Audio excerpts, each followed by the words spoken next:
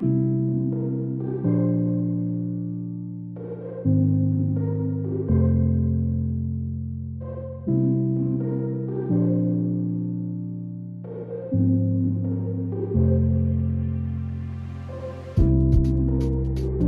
everybody, this is Ellen Brun. I'm the VP of Product here at AutoStore, and I'm here with Sam with Opollo Farms. You want to introduce yourself? Howdy everybody, I'm Sam Bertram. I'm the CEO and co-founder of OnePointOne, and we have turned the AutoStore into a farm. Clearly you can see it behind us. You've built a farm where robots move crops instead of humans. And so where did the idea for Opollo Farms come from? We started this about 8 years ago while we were still in school, my brother and I. And we were trying to figure out what the biggest problem in the world was. It turned out to be malnourishment. And the issue was actually much more around micronutrients than macronutrients. So not proteins, carbs, and fats, we do really well there, but the micronutrients typically laden within plants. And so we thought, okay, well, if we can figure out a way to grow plants, any plant, anywhere, we have a really good shot at solving that problem. So 8 years ago, we started the business with the concept of farming indoors. We spent the first 5 years developing everything ourselves, and then we met AutoStore.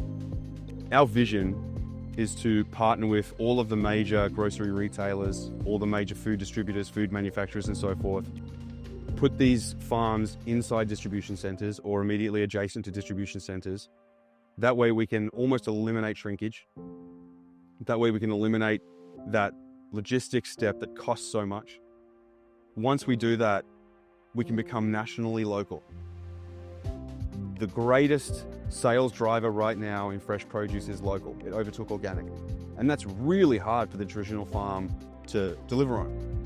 So once we start to build these farms inside distribution centers, regional or city-based, the national supply of many forms of fresh produce can become local and organic and pesticide-free, which is what the consumer wants.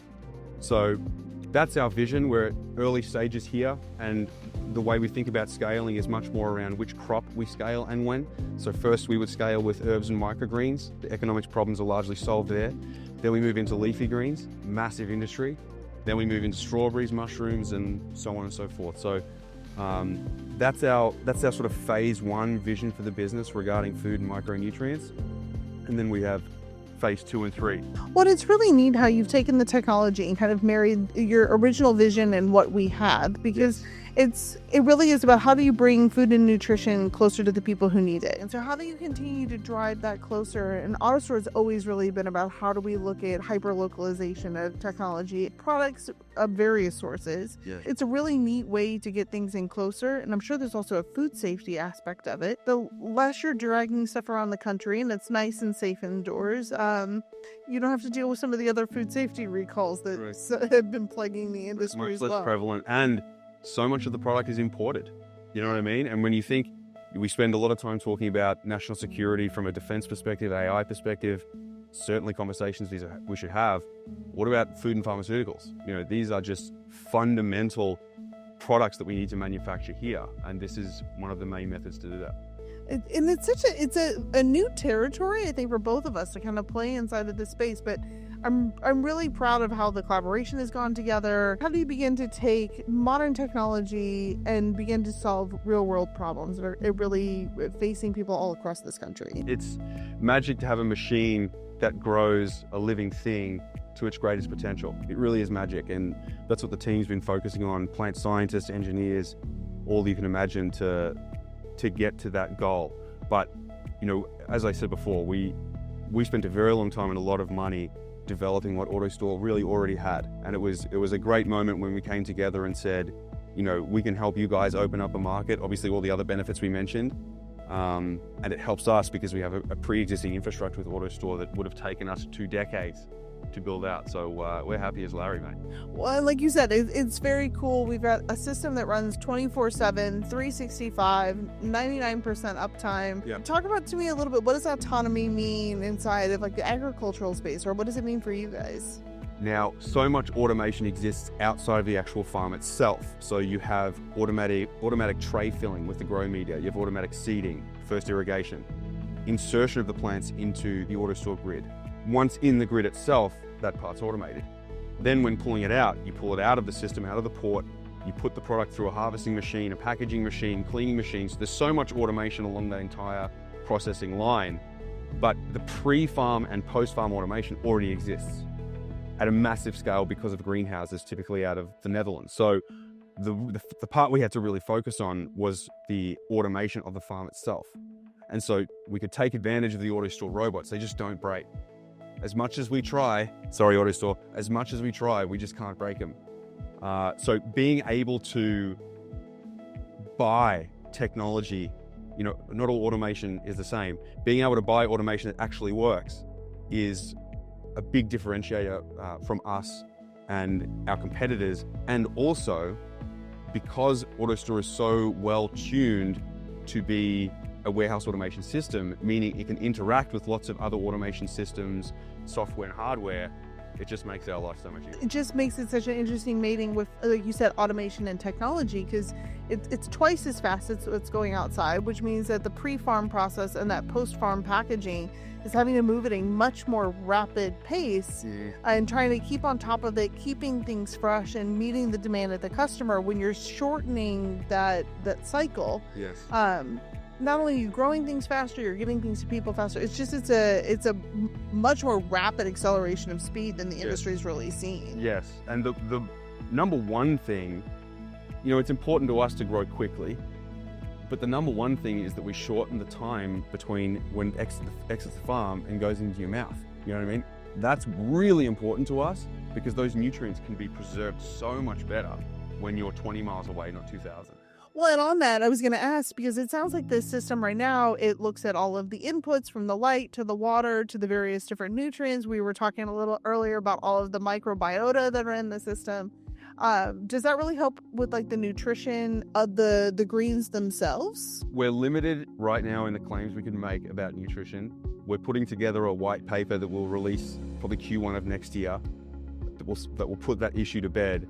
But throughout our experience, especially as we've learned from our nutritional feedback and then gotten better, you know, the nutritional composition of these plants is absolutely not worse than the product that you're getting outside. So I think that's my most diplomatic, legal focused answer. But if you can understand that our goal as a business is to grow extremely nutritious stuff, it's important to us that that is actually true. Are you starting to already see, like you were talking about Michelin star chefs and consumers, are you seeing about like how it's kind of transforming how cities and like food supply chains are functioning? That is something that's going to come in the future. Agriculture is a huge industry, and when you're talking billions of pounds of produce being grown and distributed, you know, just leafy green salad mixes, not anything else, it's a massive market to disrupt. So first off, we're very, very, very early in that process. But in the small ways that we have been able to introduce our product into the market, the reception has been overwhelmingly positive. You know, it's been, as I said, 8 years. Other than one individual with a misunderstanding, hundreds of people have come through this space and have complimented us on the quality of the product. And then on the back end, the consumers that come up and talk to me, one of the things they mention most common is the shelf life. Because when we harvest the product, it's a matter of minutes before it's cold, as opposed to a matter of hours before it's cold, we can lock that shelf life into the product. And so you've got leafy greens lasting 2 and 3 weeks before they start to go bad inside of fridges, which is unheard of unless you've got a garden in your backyard, you know? Yeah. So, the shelf life is a piece there that has been surprisingly impactful to consumers. As it scales, if every major city had one of your farms, with our system running it, what do you think would change? My goodness, I can't wait. I would say the majority of leafy greens are going to be grown locally and organically in every city. I would say a significant portion of strawberries and blueberries are going to be grown locally and organically in every city. The majority of mushrooms are already grown indoors, but in less automated systems. So that's going to be done, I would say, here as well. You're going to see a massive expansion of the number of different types of products available to you. Right now, of the 30 to 300,000 edible species, we eat 30,000, to 300,000 edible species. We have access to 30-ish You know what I mean? Just simply because it's too complicated to have the variety. It is too complicated to have the variety, but we know the power of plants. I mean, our original slogan with this business was unleash the power of plants on human health. The ability for plants to heal us, both from a nourishment perspective, also from a medicinal perspective. Imagine that you've got entrepreneurs in every major city that are using this as a plant production platform, who understand what the Amazonian plant biomass can do for earaches and broken legs and depression and these kinds of things. You're just going to see a massive flourishing of the utilization of plants. I would say that's probably what I'm most excited about, because it's just a huge area of unknown and capability that just hasn't been tapped in goodness knows how long. Well, it sounds like you're even hinting that it could move beyond like consumer food, like into broader nutraceutical applications. It will. It must. The 500 every year, I believe in China alone, 500,000 children become vitamin A deficient. Within 12 months, 250,000 of them are blind. Within 12 months, 125,000 of them are dead. This is a micronutrient problem. And people often think, starvation or malnourishment is proteins, fats, carbs. It used to be the case. It used to be. Today, over 3.5 billion people are malnourished. 90% of Americans are malnourished or deficient in at least one micronutrient.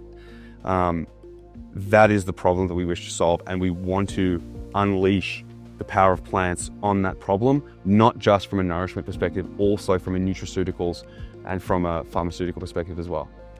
Well, Sam, it has been awesome getting to talk to you today. Thank you so much for sharing about all the cool technology that we're trying to work on together. Pleasure. But it's been an absolute joy. Thank you so much. Lovely, thanks.